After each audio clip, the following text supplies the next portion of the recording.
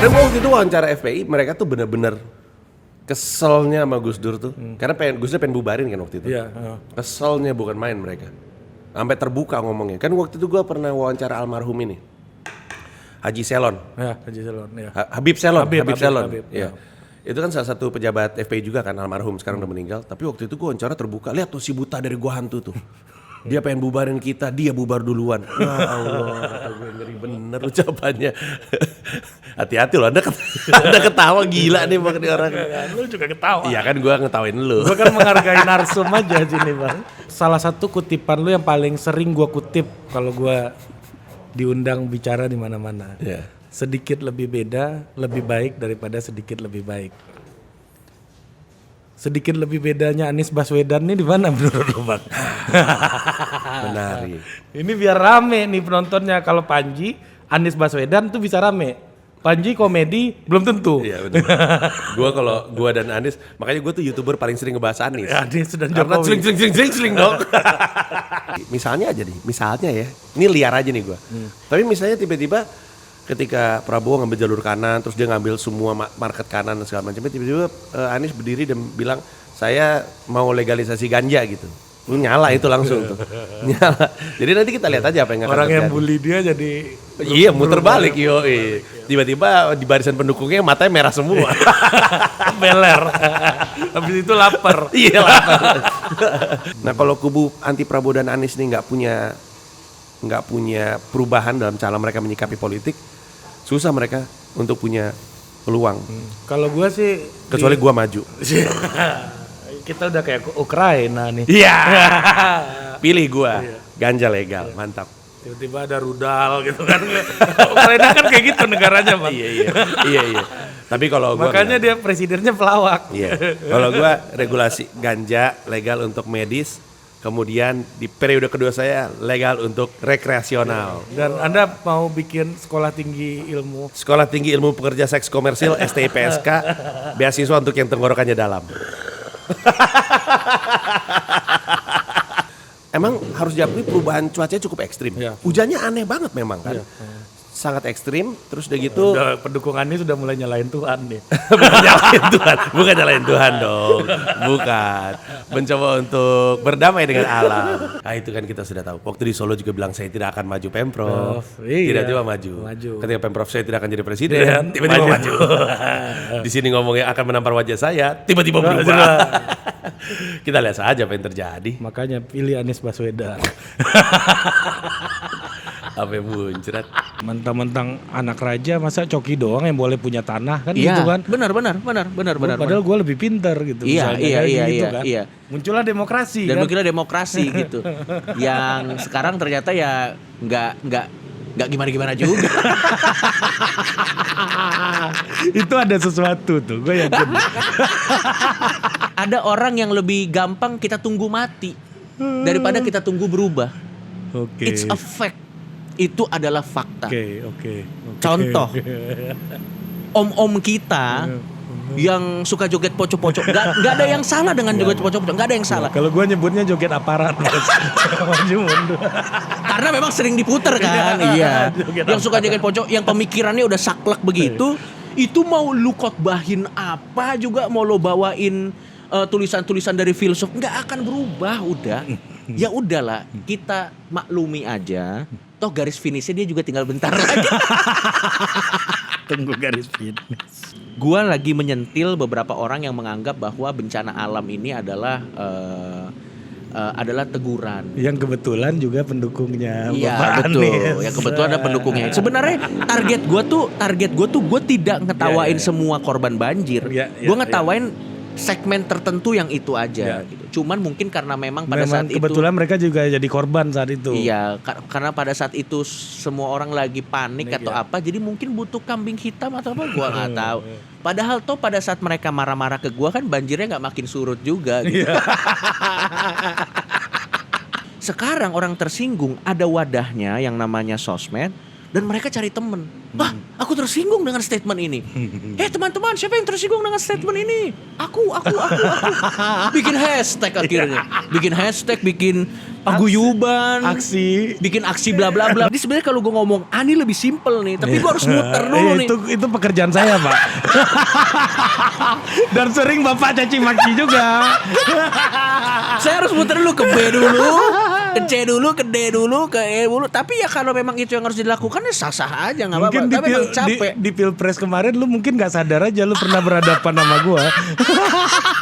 Kalau jokes kita itu biasanya biar aman yang harus lo lakuin tuh 2. Punya pengacara yang oke, ya. sama akrab sama orang NU. Banser ya. Gue ketemu sama Palo, orangnya asik banget, parah. Iya, Orangnya asik banget. Iya. Dan akhirnya jadi menyenangkan kan. Kita bisa nggak setuju akan satu hal, tapi tetap asik gitu. Iya. Tetap bisa argumen. Asik, Walaupun enak kata lu jokesnya nggak lucu ya. Ya. Lu lagi yang nyuruh dia jadi pelawak. Ada. Tapi gitu-gitu bikin tour loh dia. Iya. Sama Panji gue Nggak. pernah nonton sekali tuh pulang Menurut gua Valdo itu bukan gak lucu. Pada saat itu penontonnya tidak relate dengan dia. Iya. Kalau dia ketemu penonton yang pas, itu pecah berantakan. Iya. Karena di Solo ya. Kayaknya kalau di situ dia nggak akan pernah lucu. Apaan sih nih orang? Apaan sih? Gue sih gak berencana jadi kayak gitu ya, soalnya itu Di luar rencana ya itu ya. iya, karena itu yang paling gak laku. dia cari duit paling susah itu. Tapi punya kebijaksanaan ya. Gitaris yang paling dihormati gitaris lain juga kita nggak tahu namanya siapa. Paling jadi guru les itu.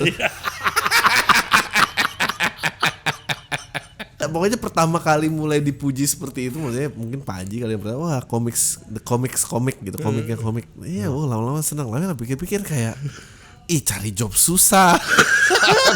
Cari duit susah. Sialan. Jangan-jangan Panji ini muji saya untuk menyingkirkan saya dari kompetisi. Gue lagi mau mengkampanyekan pokoknya 1 periode cukup. Jadi siapapun yang menang besoknya pilih lawannya. Karena track record menunjukkan setelah periode kedua jelek menurut gue. Jadi apapun itu gue lagi mau itu. Jangan-jangan lagunya Ahmad Dhani ada benernya waktu itu. Beneran. Yang mana lagunya? 2019 ganti presiden itu benar. Dia ada benernya. Apa sih yang membuat periode kedua itu menjadi sangat menyedihkan menurut lu? Karena udah tahu nggak bisa kepilih lagi. Menurut gue sih gitu sih, kayak ya udah besok gue juga nggak ada lagi gitu. Kayak mau lulusan aja gitu. Guru yang lu sebel lu tampol aja sekalian gitu ya.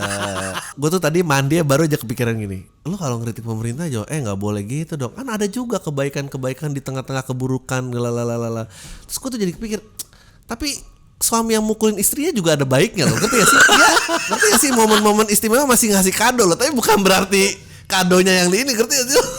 Bukan. Ya kalau ditanya baik buruk pasti selalu ada baik buruk dong gitu. Tapi yang buruknya kenapa masih ada itu loh. Nah gue tadi kepikir apa ya argumennya itu. Gue kepikir ya enggak. Tapi orang yang abuse istrinya juga masih suka, kamu cantik, ada kado. Tapi begitu kekecewaan pasti sebetulnya kekecewaan juga bukan kita yang buat loh. Dia yang bikin janji loh. Bukan kita. Kita mah terima aja. Kita gak minta. Lu yang janji waktu itu brengsek. Kenapa jadi gue yang salah? Maksudnya kenapa jadi gue salah yang kecewa? Lo yang kalau perlu mestinya jangan janji macam-macam gitu dong. Tapi gue nggak tahu. Maksudnya gue tidak pernah berbicara maksudnya gue tidak pernah kenal orang-orang tinggi. Gue bahkan menolak waktu itu disuruh ketemu. Gue nggak mau. Ada bang yang ngajakin lo ketemu? Apa tuh panggilan presiden tuh ada undangannya? Gue nggak datang, nggak mau. Oh ada terus lo dapat. Oh gitu. Karena gue tahu yang pengen gue tanya dia nggak akan bisa jawab. Dia di situ juga, gue undang cuma buat foto, kenapa lo jadi banyak nanya? Gue males gue. Jadi pertemuan itu nggak ada gunanya buat gue. Ngapain gue di sana gitu? Kalau yang lain-lain masih seneng pengen punya foto sama presiden gitu buat anak cucunya ya silakan. Gue sih ya nggak penting lah, biarin aja. Kalau zaman dulu ya foto sama Pak Harto sih bang. Iya pasti semua punya gitu. di atas cendrawasih yang di air keras itu. Sekarang kita tuh semua melebur dari satu antara pekerjaan dan personality yang menurut gue dulu terpisah. Nah, kita nggak ada yang berani bilang misalnya Soekarno tuh presiden yang jelek kayak karena banyak perempuan ya. Ya kan? Iya. Tapi kalau Soekarno jadi presiden sekarang dibredel pasti, yakin saya. Nah, jadi semua tuh jadi satu dan itu konyol sebetulnya. Kalau jadi satu soalnya yang ditunggu cuma nabi. Iya. Yang akhlaknya baik, pekerjaannya bagus, susah kalau enggak. Betul. Kalau lu tanya makanya gue optimis sama siapa, gue gak optimis sama siapa. Iya, dan sayangnya demokrasi bukan sistem untuk menemukan nabi gitu. Iya betul bukan. Nabi itu ditunjuk dari atas kan. Tapi kalau ditunjuk, waduh gawat banget ada orangnya. Ayo tolong pilih saya mau jadi nabi berikutnya. Wah gawat. Dan bahkan di konstitusi Amerika yang dulu lu harus punya tanah berapa dulu baru boleh milih. Ah betul, itu bagus juga tuh. Iya kan? Bagus. Apanya yang bagus? Saya percaya dengan serata yang kayak gitu-gitu. Ya karena Kenapa lu bilang bagus? Enggak bener. Gue kemarin ledek-ledekan sama siapa yang ngomongin apa ya? Ditanya apa gitu. Ya gue bilang ya karena entry point-nya rendah. Kalau entry point-nya bacot semua orang bisa bacot. Tapi kalau komunitas Harley aja kan paling enggak lu harus bisa mampu beli Harley. Baru kita berpendapat nih gitu. Gue gak mau gue tuh paling kesel lo kayak di YouTube. Oh ya abang ini. Lu pernah nyelesain apa sih dalam hidup lu ngeritik gue? Lu pernah menjadi juara nulis di mana? Gak ada. Lu tuh menurut gue gak tau lah, kasta jangan-jangan ada benernya. Kalau gue kayak bener jangan-jangan emang gak pantas semua. Bang, lighting lu tuh kacau bang. Gitu kan. Emang lu ngapain? Sumber hidup pernah nyelesain apa? Kalau saya bilang, ya foto. Mana tahu kita ini foto terus. Jangan ngomong gitu dong. Ngomong kematian dia takut. Gitu loh. Yang harus ditakuti orang mau ngomong kehidupan. Iya betul. Mati udah selesai kan? Saya di dunia. Ada orang yang takut kepada mayat. Makanya kalau mati jangan disimpan di kamar mayat. Karena gue takut teman-temannya. Gitu. Prinsip saya satu hal gitu. Di usia segini di ujung. Ari tadi udah ngasih vonis ke saya. Enggak Rasulullah Bang Mi. Ngerti. Cuman bahasa lu halus.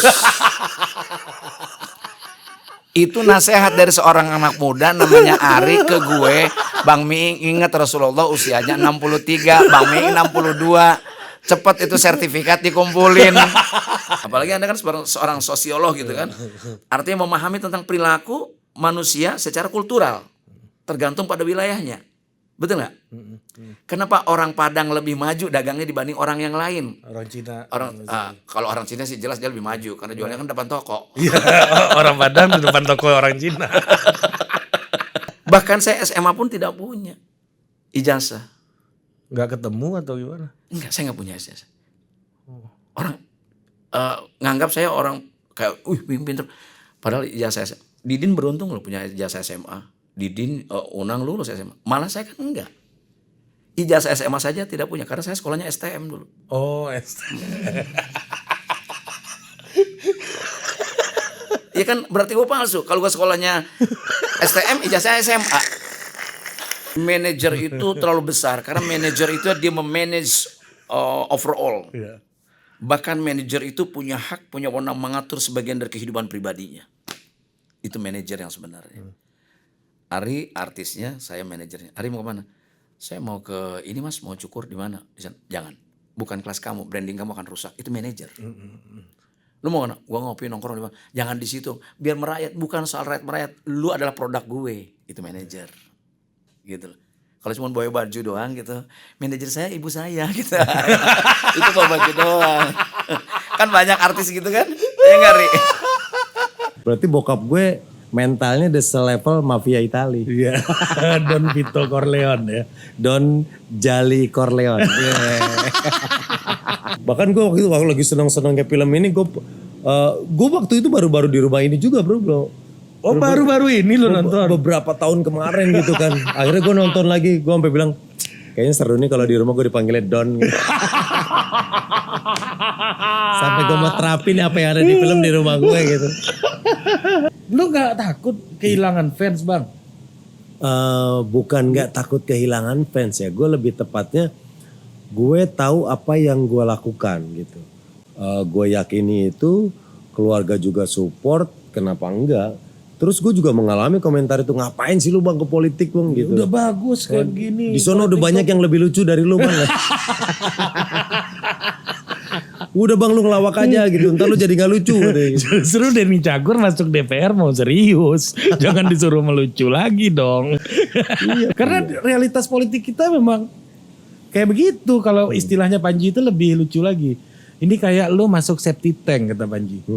Namanya lu masuk septic tank gak mungkin lu gak kena tai katanya. Iya. Kawan lu itu. Gak kena Panji. tai pun keluar dari situ bawanya ngikut. Iya, masih ikut nempel kan. Apalagi gitu. kecolek gitu.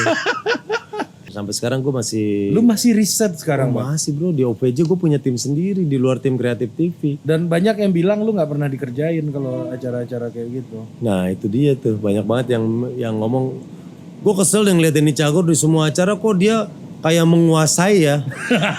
Bahasa mereka menguasai. Gue bilang ke Panji kayak gitu waktu itu. Kayaknya stand up comedian yang temanya politik itu gak banyak deh kata gue. Nah, Iya. lu itu menurut gue market leader bang kata gue ke Panji. Oh enggak, ada semi katanya. Lu Oh, Panji bilang gitu? Iya, Oh, jadi iya. jangan lupakan. Tahu semi. diri dia, tahu diri. Oh jadi lu bilang bahwa Panji market leader di Iya. bidang politik. Iya, bidang politik. Nah, Panji nyebut nama lu gitu. Enggak, kalau gue bilang benar. Ya. Kalau Panji market leader di bidang politik benar, ya. Artinya omongan lu tuh nggak salah, karena dia paling menjual kalau ngomongin politik. Iya. Tapi paling mengerti ya nggak tahu juga. Dan lu seniornya Panji kan di ITB kan? Di ITB ya, tapi kita nggak sempat kenal sih, karena ITB itu ya walaupun gak gede-gede amat, tapi dia jurusan seni rupa, gua jurusan teknik. Ya. Bedanya apa itu? Bedanya masuknya lebih susah gua gitu. Lu kerja di bank aja hidup lu udah enak lah, tapi Iya. lu malah memilih untuk mengambil jalur aktivisme waktu itu gitu. Enggak lah, sebenarnya waktu itu tuh semua orang yang aktivis ya. Ya, sama kayak sosmed ya. Iya. Sekarang semua orang punya sosmed, semua orang kalau ada isu-isu politik tiba-tiba dia posting gitu kan. Kayak yang paling ngerti gitu kan. Gue 98 udah stand up comedy. Ketika gue orasi gue anggap aja stand up comedy itu. Iya. Karena gue orasinya juga ya sedikit menggelitik. Nah, jadi gue waktu itu sebenarnya stand up comedy. Iya, iya. Materi gue tuh turunkan Soeharto, turun beneran dia. Itu yang gue bingung. Temen gue nanya kenapa dia turun, gue juga gak tahu. Terus kita ngapain? Ya udah kerja gitu. Jadi zaman itu partai itu mainstream cuman 3 itu, ya, atau 2 parpol 1 golongan karya, ya. Jadi major label tuh waktu itu cuman itu.